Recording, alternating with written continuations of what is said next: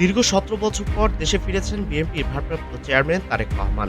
তার সঙ্গে দেশে ফিরছেন স্ত্রী ডক্টর জোবেদা রহমান এবং কন্যা ব্যারিস্টার জাইমা রহমান। তাকে বহনকারী বিমানটি সিলেটের ওসমানী আন্তর্জাতিক বিমানবন্দরে অবতরণ করেছে। বিমান বাংলাদেশ এয়ারলাইন্সের নিয়মিত বাণিজ্যিক ফ্লাইট ইজি 202 এ চড়ে তারেক রহমান ও তার পরিবারের সদস্যরা দেশে ফিরছেন। বিশ্বের সবচেয়ে জনপ্রিয় ফ্লাইট ট্র্যাকিং ওয়েবসাইট flightradar24.com জানাচ্ছে, সেই বিমানটি ইতিমধ্যে সিলেটে অবতরণ করেছে। আজ সকাল 10টা নাগাদ বিমানটি অবতরণ করে।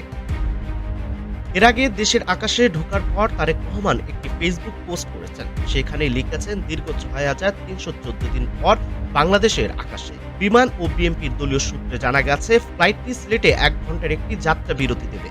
সিলেটে যাত্রা বিরতির পর বৃহস্পতিবার বেলা ১১টা ৪৫ থেকে ১২টার মধ্যে ঢাকার শাহজালাল আন্তর্জাতিক বিমানবন্দরে তার অবতরণ করার কথা রয়েছে।